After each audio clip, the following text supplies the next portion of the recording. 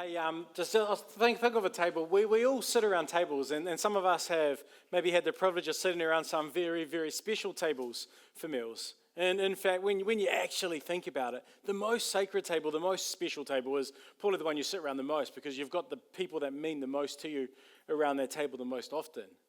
But often the most memorable ones are with other people, right? And a number of years, it was about 10, 12 years ago now, I was in Chicago, and at the time, I didn't know that the busiest day in American airports is the day before Thanksgiving.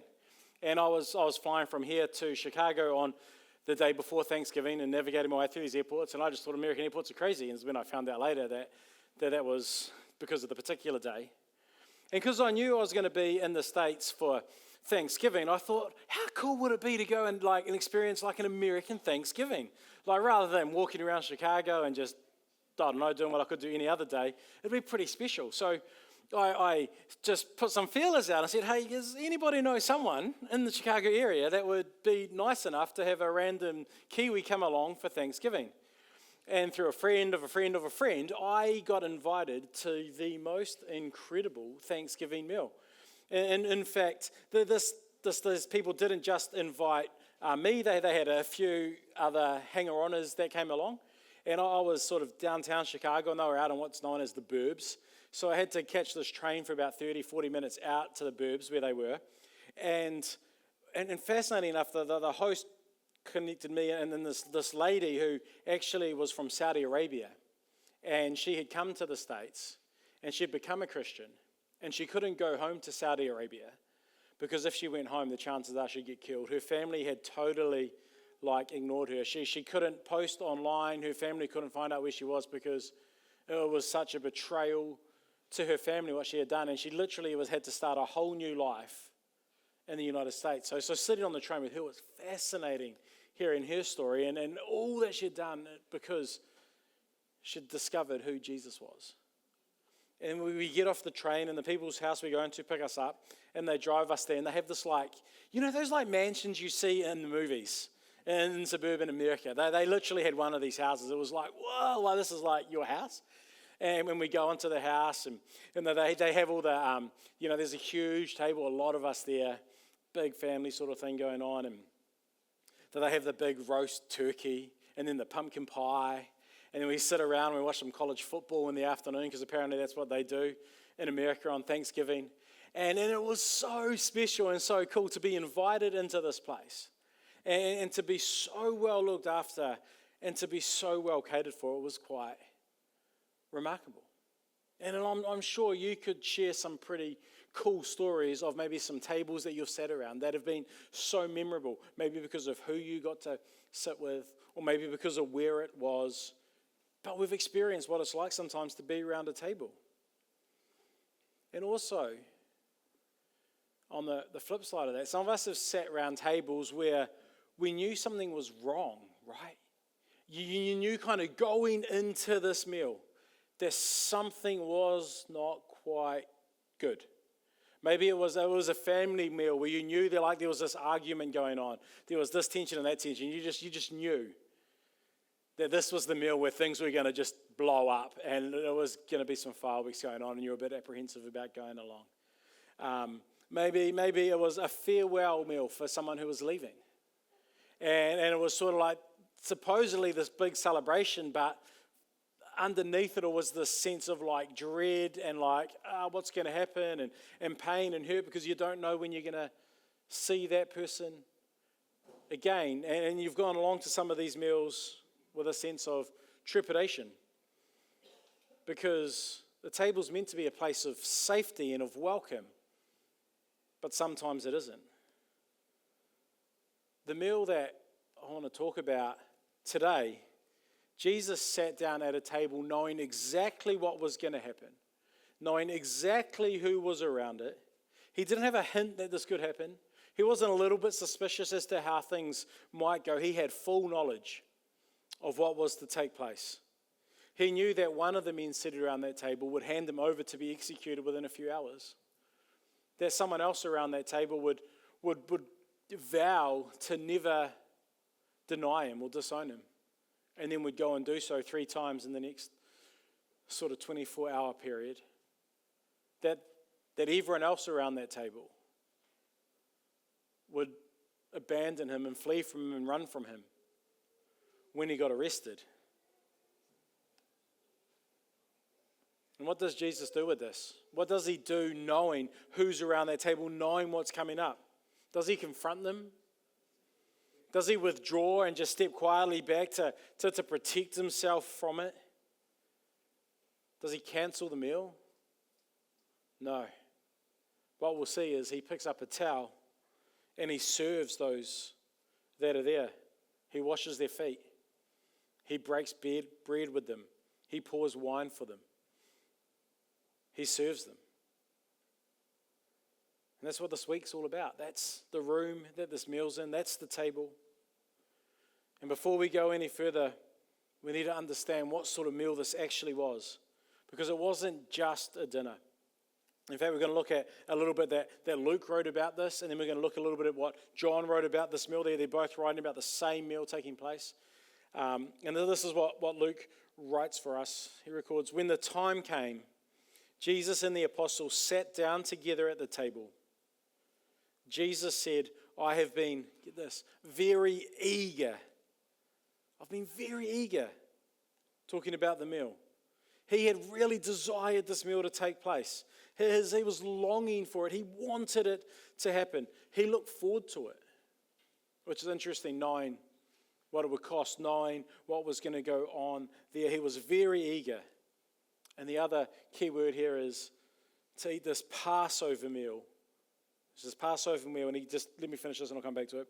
I want to eat this Passover meal with you before my suffering begins, for I tell you now that I won't eat this meal again until its meaning is fulfilled in the kingdom of God. And so he talks about this Passover meal. And to contextualize this for you, this isn't just any meal. This was the Passover meal. This is a very, very significant meal. And in fact, it's the most significant meal in the Jewish calendar. Because what Passover commemorated for the people around the table was the night that God rescued all the Jewish people from Egypt. The Israelites, they were slaves in Egypt. And then God rescues them and miraculously takes them out of Egypt. One of the things that God does is he asked the Israelite people to take some blood of a lamb and put it around their doorframes. And then the angel of death will bypass those houses when it sort of goes through. And it did. And so every year at this time of the year, the Jewish people, they'd have this Passover meal. And they'd gather together and they'd remember that God saw them, that God cares, that God came, and that God saved. And what Jesus does here is he repurposes, he reframes this meal entirely. And this is so significant. I don't think we can fully wrap our heads around this, what Jesus was doing here, how significant it was. Because this Passover meal, it already had significance. It already served a purpose. It already had so much meaning attached to it because it reminded the people of what God had done in the past. And then Jesus reframes what this meal is. This is so big that I was trying to think of how to describe this to you. And then the best I could come up with is this. And this is funny, but you got to see him behind this a little bit. But one of the big meals that we have in our culture is Christmas, right? At Christmas time, it's quite common for people to get together. People generally kind of know what Christmas is somewhat about. And although there's Christians, we know that it's about Jesus, but other people say this is just a time where families gather together and have a celebration. But imagine if I said this, right? This is the audacity of what Jesus is doing. It'd be me standing up here going, okay, guys, so I've been thinking a little bit as we head in. Christmas is still quite a few months away. Wasn't that long since we had the last one, but I just want to prepare you now, okay? I know in the past we've celebrated Christmas, and that's been really cool. But what I want to do is we're going to change it. It's now going to be called Clintmas, okay? And we're not going to celebrate Jesus anymore. It's going to be all about me. And we're going to still have lights. We'll hold on to the lights, because I'm so bright, so we'll keep those. And we'll keep the trees because, I'm so strong like a tree. So we're going to keep the main elements there. But instead of it being Christmas, it's going to be Clintmas. And when you see those lights, be reminded of how bright I am. And when you see those trees, be reminded of how strong I am. And when you come into the room, we'll probably have up in lights my name because, well, I know it used to be about Jesus, but now it's all about me. You just look at it, you'd be like, you're an idiot, Clint, right? Like, you'd be like, if you see me do that, you just take me out the back and shoot me, right? Like, this is ludicrous. And maybe for some of you that's a step too far, but hey, if that ever was the case, you'd never, ever come back, never again. Don't be around here, because that's not a church, that's a cult, right? It's crazy. Like, you would never do that. You'd never have the audacity to say, let's take this celebration and repurpose it and reframe it all around me. Well, that's what Jesus did with this Passover meal. Right? Maybe some Jewish people, Jewish families, and you celebrate Passover, and you know about this, but most of us, that's like not part of our tradition. It's not what we do, so we can't understand the significance of this. But what Jesus did here was huge. He totally reframed and changed this Passover meal. Because Passover had always, Jesus would say, Passover had always pointed towards something. The lamb, the blood, the rescue. Those elements are there in Jesus' story, right? Jesus would say, hey, that what happened at Passover was just a preview.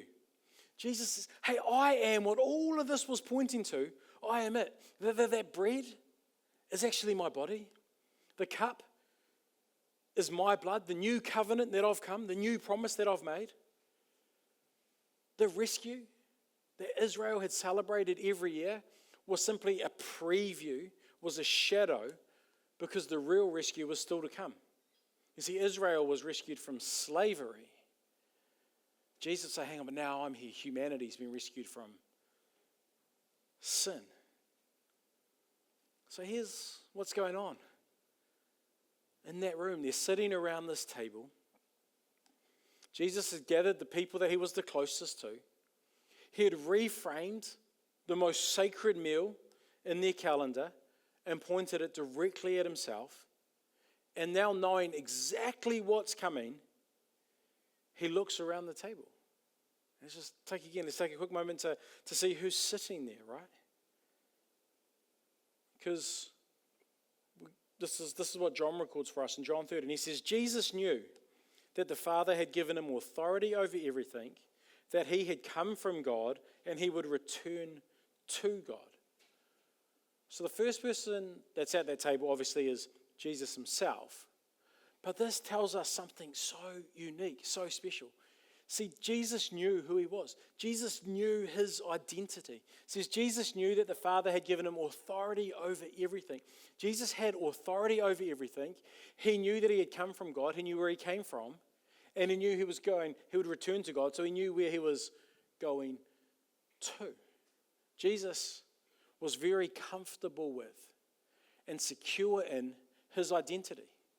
Because he was so secure in who he was, where he was coming from and where he was going. Because he was so secure with the authority that he had, what did he do? He got up from the table, he took off his robe, he wrapped a towel around his waist, poured water into a basin, and then he began to wash the disciples' feet. Now, again, sorry, because a lot of you will know this, but there'll be a couple here that don't, and this is so important that I need everyone to know this, that what Jesus did here when he washed the feet of the disciples was he assumed the lowest position in the room. It was the job of the person with the lowest level of status, the person with the lowest social standing in the room. It was sort of their responsibility to wash the feet. It was the person in the room that everyone else would overlook, that would almost be ignored, the other person who would assume the responsibility of washing others' feet. And here we have Jesus himself, humbling himself to take on that lowest position, disrobing himself, getting the water, getting the towel, and washing the feet. See, Jesus was so secure in his identity, it didn't matter to him what other people thought. Jesus knew his authority. He didn't need to get his authority proven by those that were around him. He didn't need others to sort of celebrate his authority or lord his authority over others. He knew he had authority, and so he was happy to serve. Do you know what the interesting thing about life is? People that have to show off their authority really don't have that much authority. When they have to rely on the fact, do you know who I am? Do you know what authority I've got? It's like, yeah, you're cool, but you don't really have that much authority. But people that have really got authority, they never really have to show it off. They never really have to say, hey, do you know who I am? Do you know what my role is? Do you know what I can do? People just kind of defer to them because they've got this authority. And here's Jesus with all the authority, and he's serving people. He's not serving out of weakness.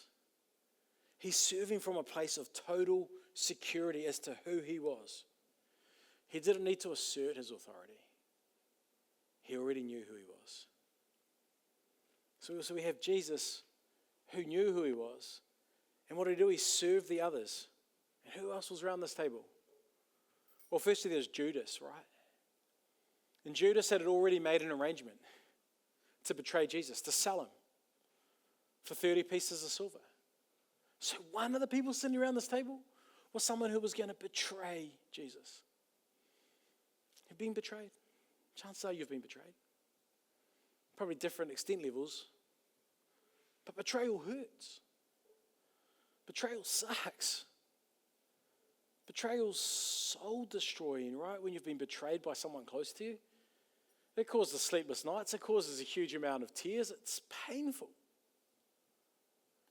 And here's Judas, who Jesus knows about to betray him. And Jesus takes off his robe and he gets down and he goes to wash his feet. I don't know. Like, this might say more about me than it does about anyone else. But I think if I was in that position and I was knowing that this person was going to betray me, and I had his feet here, I'd probably do something like rip his toes apart or try and do like, how can I inflict as much pain, like spin that foot around, break the ankle or something, right? Like, I'd probably do something to be like, you suck, man, this is what you deserve. But here's Jesus in his humility washing his feet. And then there's Peter sitting at this table. And Peter, in front of everyone, makes this promise, Jesus, I will never betray you. I will never deny you.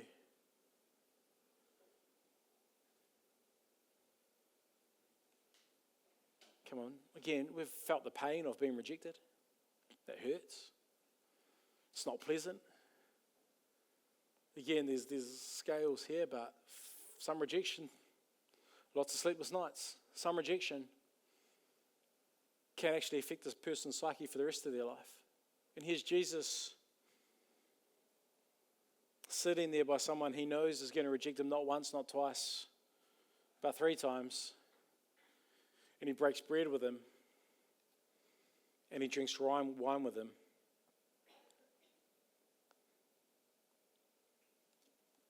The others that are around that table, they'd all scatter when the soldiers come and arrest Jesus. This is the group that's sitting around that table. This is the group whose feet Jesus washed. This is a room full of people, or this is not a room full of people who deserve what Jesus is doing for them. Well, what's even crazier about this is at this table, there's this dispute going on, right? Jesus has indicated and told them, and it went over their heads. I think there's probably a lot of confusion in the room because they didn't quite understand what Jesus was saying. Jesus is repositioning, reframing Passover meal, and people are probably a bit confused about, like, what does Jesus mean? What's going on here? But in the midst of this, after Jesus has just got down and served them all, there's this dispute going on between a few of them saying, well, who's going to be the greatest? Who's going to be the greatest? Well, who is the greatest out of us? And here's Jesus, who's literally just told these people that his life's about to come to an end, and they're jostling over who the greatest is. And again, in the beautiful way that Jesus does things, he doesn't snap at them, doesn't get mad, doesn't show us massive signs of external frustration, but rather in his compassion, he cares for them with a kind heart. He teaches them and reminds them that the greatest among you is the one who serves. Don't try and be the greatest, rather be the servant, is what he teaches. And so here Jesus is, with all authority, knowing who he is, knowing what's to come, passes the bread, shares the wine. A room full of people who are going to let him down. He extends the hand of compassion. Hey, last week we used a little video from The Chosen. We'll just use a little video from The Chosen again just to help set the scene of what it looks like around this table.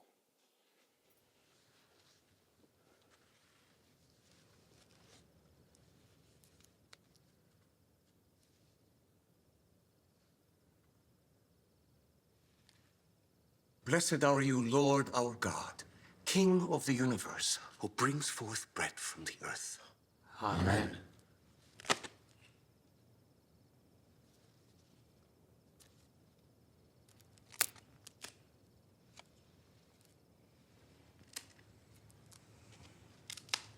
Normally, this bread is to remember and celebrate our redemption from Egypt into the Promised Land, from slavery into freedom.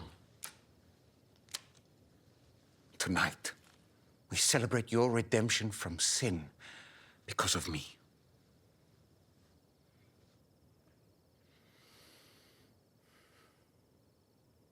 Take and eat it. This is my body, which is given for you. Do this in remembrance of me.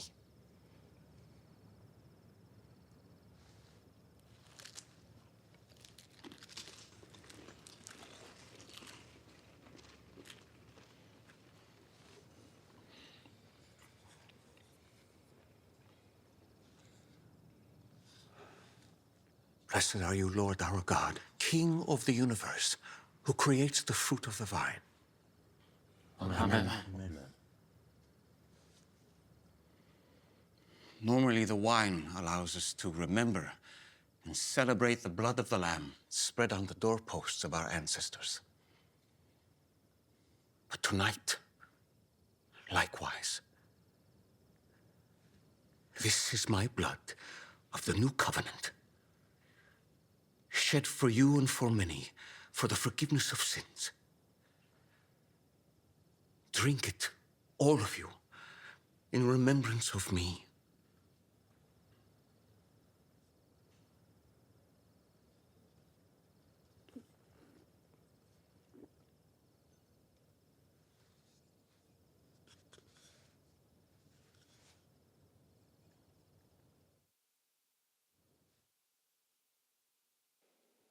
Right, so there's Jesus.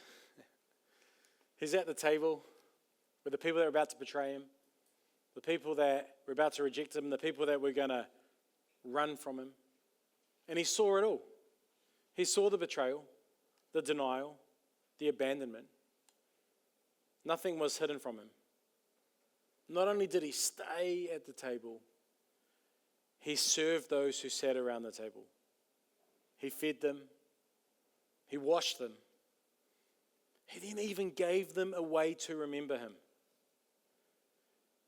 You see, this isn't a picture of a God who shows up only for people who have it all together. Jesus didn't wait for Judas to reconsider before he gave him a seat at the table. He didn't wait for Peter to make things right before he offered him a seat at the table. Because grace doesn't wait until you've earned it. It's what makes grace grace. What a table does is a table says something about who's welcome. A table is one of the most significant social signals in any culture. Who you eat with says a lot about who you value. Jesus, knowing everything, had a place at his table for all of these people. And he still sets a place. He still sets a place for me, and he still sets a place for you. And that's the point of why this meal was repeated over and over and over and over. When people today, and Christians around the world in every culture, they break bread and they drink wine or grape juice. This isn't a memorial for people who have arrived. It's rather an invitation for those of us who are still in process. You see, last week we talked about Jesus being on the road and how Jesus set his eyes towards Jerusalem, or set his face towards Jerusalem, his eyes wide open, fully intentional, courageous, walking towards his own death. This week, at one of his last stops before the cross, he stops to serve those that would fail him. You see, Jesus isn't just courageous in walking towards the hard thing, but he's compassionate and he's caring and he's looking out for people along the way. This is the Jesus who's walking towards the cross for each one of us. And this is how it lands personally. Because this isn't just a story about a table and a meal that Jesus had 2,000 years ago. Because that table is still set.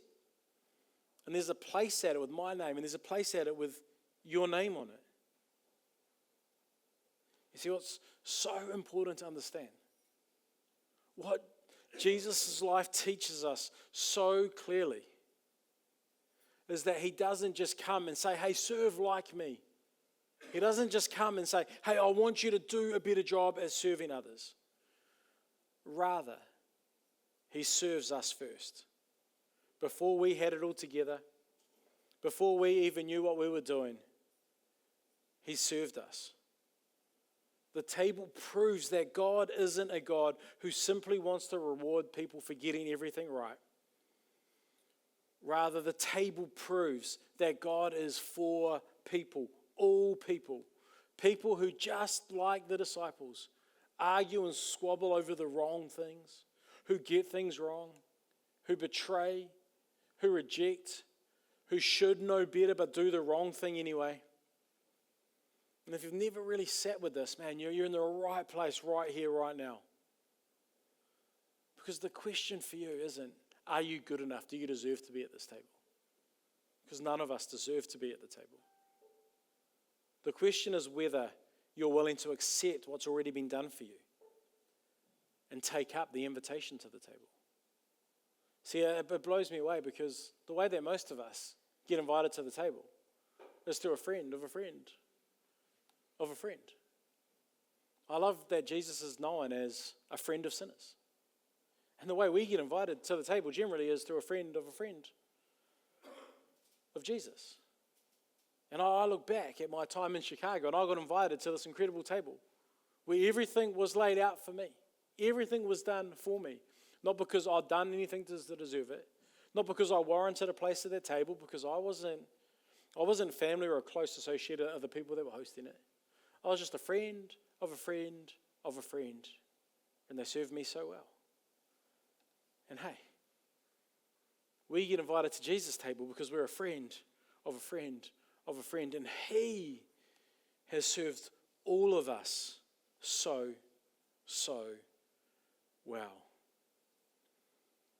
And for those of us that already follow Jesus,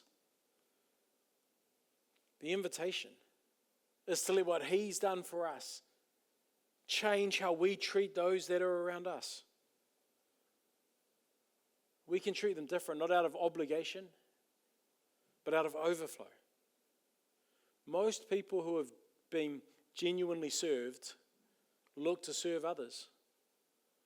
I like to say it this way, that served people will serve people. That those of us realize how much we've been served will go out of our way to serve those that are around us. Because served people serve people. And yet most of us have a version of grace that limits it.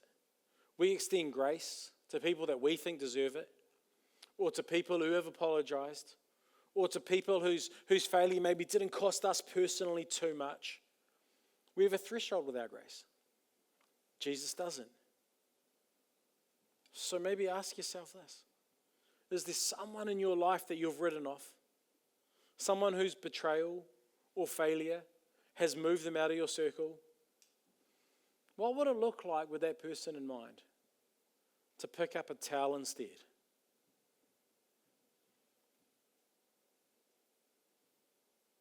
See you next week. Next week we're going to talk about the garden. After this meal, Jesus goes with his disciples to Gethsemane. It's where the full weight of what's coming lands on him. It's where we'll see what it will finally cost him and why he didn't walk away. But this week, let's hold on to the image of the table. Broken people around it. Jesus, with full knowledge of what they were going to do, comes with a towel, basin, and serves them, provides bread and drink and eats with them. He served those that are about to betray him. And he'd do it again for you. He'd do it again for me. And what we're going to do in just a moment is Jesus established this tradition. We know it as communion at this meal. And we're going to take, there was me. We're going to take communion, okay, cap gun. We're going to take communion, and it's going to get passed from this side. And if we just pass one of those, you just go all the way to the other end. And if you're a follower of Jesus, I want you to grab this. And you take the first layer off, and there's a cracker there. And when you eat that, that's Jesus. Remember Jesus' body that's been broken for you. And you take the next layer off, and you can drink the grape juice. And remember Jesus' blood that was spilled for you. And maybe just sit in that for a moment. Don't rush it. And if you're here and you're trying to figure this thing out, if you're like, I don't really know what it is about Christ, can I just say, firstly, there's a seat at the table for you. That nothing you've done's excluded you. Maybe you've walked away from God. Maybe you've messed up. Maybe you've betrayed him. Maybe you've rejected him in the past. Maybe you're doing your best to reject him now. I just want you to know, firstly, hey, there's a seat at the table for you. But if you don't want to take, please just pass it on, move it along.